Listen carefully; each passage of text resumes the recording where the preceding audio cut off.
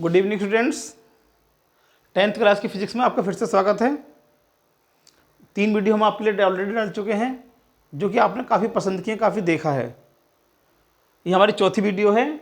हम आपको समझा रहे हैं साइंस का पोर्शन फिजिक्स यानी भौतिक विज्ञान और उसका चैप्टर नंबर 10। चैप्टर नंबर 10, 11, 12 और 13 ये 4 चैप्टर आपके फिजिक्स के जो कि आपके एग्जाम में आएंगे।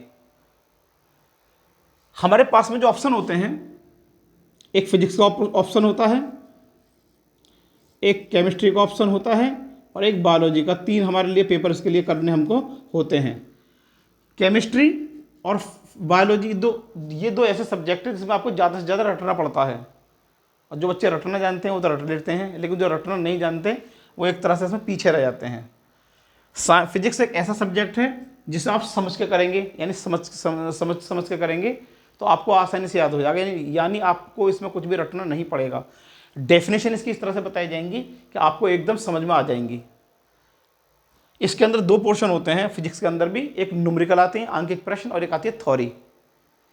अंकित प्रश्न इसके बहुत आसान होते हैं। अगर आपकी थ्योरी ठीक है तो अंकित प्रश्न को आप आसानी से कर सकते हैं, इसलिए घबराइए मत, तैयारी करते रहिए, ध्यान से पढ़ते रहिए। हम आपका जनवरी तक सिलेबस कंप्लीट कर देंगे।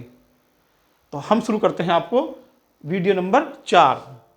तो हमने इसमें समझाया था, सबसे पहले बात करते हैं प्रतिबिंब। प्रतिबिंब क्या होता है? प्रतिबिंब यानी जब आप शीशे के सामने खड़े होते हैं तो आप अपनी तस्वीर शीशे में देखते हैं, तो जो कुछ आपको शीशे में दिखाई देता है वो सब इसको प्रतिबिंब कहते हैं। जो भी कुछ आपको शीशे के अंदर दिखाई दे रहा है उसे बोलते हैं प्रतिबिंब। इस प्रतिबिंब में हम समझाने के लिए आपको इस तरह से बोलते हैं, देखिए एक दर्पण होता है। दर्पण यानी शीशा जो आपके घर के अंदर लगा होता है, इसे हम असल में बोलते हैं समतल दर्पण। समतल दर्पण के एक कांच की प्लेट होती है, कांच की सादा प्लेट होती है और इसके पीछे पॉलिश होती है, लाल रंग की। आपने देखा होगा पीछे लाल रंग की पॉलिश होती है, एक तरफ लाल होता है, एक तरफ से चिकना चमकदार तल होता है, इसको हम परावर्तक तल कहते हैं। तो जब हम कोई दर्पण बनाते हैं तो हमने एक पट्टी ले ली और इस पट्टी के पीछे सबसे पहले यानी इसके एक साइड में यानी यहाँ पर सबसे पहले पारे की इस पर एक परत चढ़ा देते हैं, पारा जिसे बोलते हैं Hg, मरकरी। पारे की परत चढ़ाने के बाद इसके ऊपर इसके ऊपर हम देखो 2 चीज़ होती हैं, या तो पारे की परत चढ़ा दी इसके अंदर आप, और अगर पारा नहीं है तो आप इसके ऊपर चांदी की कलई कर सकते हैं। चांदी की कलई भी कर सकते हैं। और चांदी की कलई करने के बाद इसके साथ में आप रेड ऑक्साइड्स की इसके अंदर पॉलिश कर देते हैं। तो पीछे वाला हिस्सा जो होता है, ये वाला हिस्सा चिकना, मतलब ये तो खुरदुरा तल बनता है और ये जो बनता है तुम्हारा चिकना चमकदार तल, ये वाला बन जाता है। तो इस वाले तल को बोलते हैं परावर्तक तल। एक तो लाल वाला हिस्सा और एक चिकना चमकदार तल, तो इसे बोलते हैं परावर्तक तल। तो अब बात करते हैं इसके अंदर प्रतिबिंब की। देखिए इसमें आता है प्रतिबिंब होता क्या है। ये हमने बताया जब शीशे के सामने आप खड़े होते हैं तो आपकी तस्वीर शीशे के अंदर दिखाई देती है, जो तस्वीर आपको दिखाई दे रही है उसको हम प्रतिबिंब कह देते हैं, ठीक है ना। तो जब प्रकाश किरणें किसी बिंदु से चलकर, यानी आप अपने आप को बिंदु मानिए, प्रकाश किरणें जब आपसे चलती हैं तो सामने तक पहुंचती हैं, दर्पण तक, और टकराने के बाद फिर आपकी आंखों के अंदर जाती हैं, तो आपको अपनी तस्वीर अपनी आंखों में दिखाई दे जाती है। आपको अपनी तस्वीर ही अपनी आंखों में दिखाई दे जाती है। जो कुछ दिखाई दे जाता है उसे बोलते हैं हम प्रतिबिंब। तो जब प्रकाश किरणें वस्तु के किसी एक बिंदु से चलकर परावर्तन के बाद या अपवर्तन के बाद किसी दूसरे बिंदु पर मिलती हैं या मिलती हुई प्रतीत होती हैं, तो दूसरे बिंदु को पहले बिंदु का प्रतिबिंब कहते हैं। दूसरे बिंदु को पहले बिंदु का प्रतिबिंब कहते हैं। आप अपने आप को पहला बिंदु मानिए, जो तस्वीर दिखाई दे रही है उसको दूसरा बिंदु मानिए, तो दूसरे बिंदु को पहले बिंदु का प्रतिबिंब कहते हैं। याद रखिए दूसरे बिंदु को, ना कि पहले बिंदु को। पहला बिंदु वस्तु होती है। इसमें एक वर्ड आ रहा है परावर्तन के पश्चात दर्पण में और अपवर्तन के बाद लेंसों में। क्या मतलब होता है इसका? देखिए हमने आपको समझाया था थोड़ी देर पहले, जो आपको समझाया था कल इस बारे में, कि जब प्रकाश किसी चिकने चमकदार तल से टकराकर वापस लौट जाता है तो उसे प्रकाश का परावर्तन कहते हैं। तो इसलिए जब परावर्तन का नंबर आएगा तो दर्पण बोलेंगे। और एक बात हमने और समझाई थी आपको 2 दिन पहले, कि जब प्रकाश किसी पारदर्शी माध्यम के आर पार निकल जाता है तो उसे प्रकाश का अपवर्तन कहते हैं। प्रकाश का अपवर्तन कहते हैं। तो प्रकाश के अपवर्तन कह रहे हैं तो इसलिए हम लेंस का नाम लेंगे। ठीक है, तो फिर से सुनिए डेफिनेशन ये वाली। जब पहले बिंदु से चलने वाली प्रकाश किरण दर्पण से परावर्तन के पश्चात दूसरे बिंदु पर मिलती है या मिलती हुई प्रतीत होती है, तो दूसरे बिंदु को पहले बिंदु का प्रतिबिंब कहते हैं। और ये प्रतिबिंब जो होता है दो प्रकार का होता है, एक तो होता है आपका वास्तविक प्रतिबिंब और दूसरा होता है इसका आभासी प्रतिबिंब। पहला वास्तविक, दूसरा आभासी। अभी वास्तविक क्या है और आभासी क्या है? देखिए, दो कंडीशन होती हैं चित्र बनने की। आपसे कोई वास्तविक और आभासी के बारे में पूछे तो आप दो बातें याद रखना। अगर प्रतिबिंब एकदम सीधा बन रहा है, सीधा, तो ये प्रतिबिंब जो होगा हमेशा याद रखिएगा आभासी प्रतिबिंब होगा, अगर सीधा बन रहा है। और अगर प्रतिबिंब उल्टा बन रहा है तो याद रखिए ये हमेशा वास्तविक प्रतिबिंब होता है। तो वास्तविक प्रतिबिंब जो होता है वो उल्टा होता है और जो आभासी प्रतिबिंब होता है वो सीधा होता है। तो जब आप शीशे में अपना चेहरा देखते हैं या अपने आप को देखते हैं तो आप भी सीधे खड़े हैं, तस्वीर भी सामने सीधी खड़ी हुई दिखाई देती है, तो उसमें जो आपका प्रतिबिंब बनता है वो हमेशा आभासी प्रतिबिंब बनता है। तो इसकी दो कंडीशन हम बताए थे आपको वास्तविक प्रतिबिंब। डेफिनेशन किस तरह देंगे वास्तविक प्रतिबिंब की? देखिए, इस डेफिनेशन को फिर से पढ़ेंगे दोबारा। आपको सिर्फ एक शब्द का बदलाव करना है। शब्द कौन सा है वो? जब प्रकाश की किरणें वस्तु के किसी एक बिंदु से चलकर परावर्तन के पश्चात दूसरे बिंदु पर वास्तव में जाके मिलती हैं, दूसरे बिंदु पर वास्तव में मिलती हैं, तो दूसरे बिंदु को पहले बिंदु का वास्तविक प्रतिबिंब कहते हैं। एक डेफिनेशन होगी वास्तविक प्रतिबिंब की। तो वास्तविक प्रतिबिंब जो होता है याद रखिए हमेशा उल्टा होता है, उल्टा, और इसको हम पर्दे पर ले सकते हैं, पर्दे पर ले सकते हैं।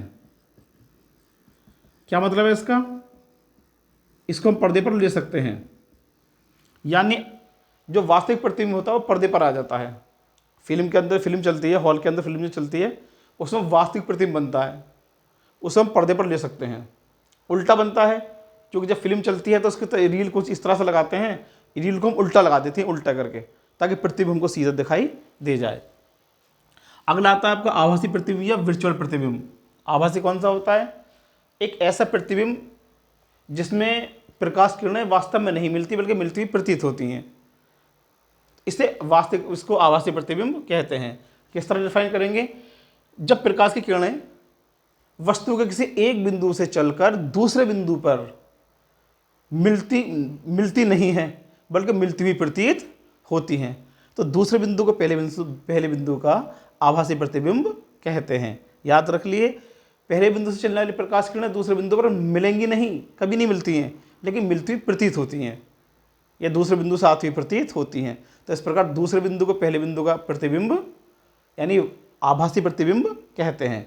अच्छा, आभासी प्रतिबिंब जो बनता है वो हमेशा सीधा होता है और इस प्रतिबिंब को हम पर्दे पर नहीं ले सकते, पर्दे पर नहीं ले सकते। याद रखिएगा, वास्तविक प्रतिबिंब को पर्दे पर ले सकते हैं और आभासी प्रतिबिंब को कभी पर्दे पर हम नहीं ले सकते हैं।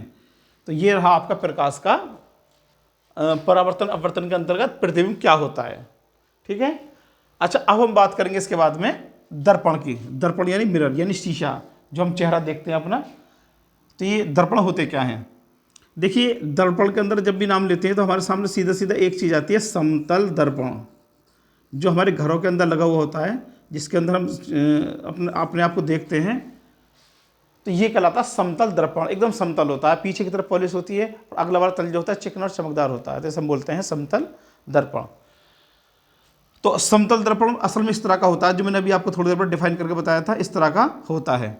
तो समतल दर्पण एक ऐसा दर्पण होता है, इसके पीछे वाले भाग पर पॉलिश होती है और दूसरा भाग जो होता है चिकना तथा चमकदार होता है। आप जैसे इस डायग्राम को ले सकते हैं कि देखो बीच बीच में जो मैंने डायग्राम ऑलरेडी बना दिया आपका टाइम बचाने के लिए। ये देखिए, ये एक समतल दर्पण रखा हुआ है, ये इसको मान लिया हमने M1 M2 हमने एक समतल दर्पण ले लिया ये वाला। इसके सामने ये कोई मोमबत्ती जल रही है, यहाँ पर देखिए कैंडल एक जल रही है और इसका प्रतिबिंब जो बन रहा है आपको वो यहाँ पर बन रहा है, यहाँ पर प्रतिबिंब इसका बन रहा है। ठीक, तो ये जो प्रतिबिंब बन रहा है, देखिए मोमबत्ती सीधी रखी हुई है तो प्रतिबिंब भी सीधा बन रहा है, सीधी सी बात है, आभासी होगा। मैंने बताया था आपके लिए, अगर प्रतिबिंब आभासी है तो हमेशा सीधा ही होगा।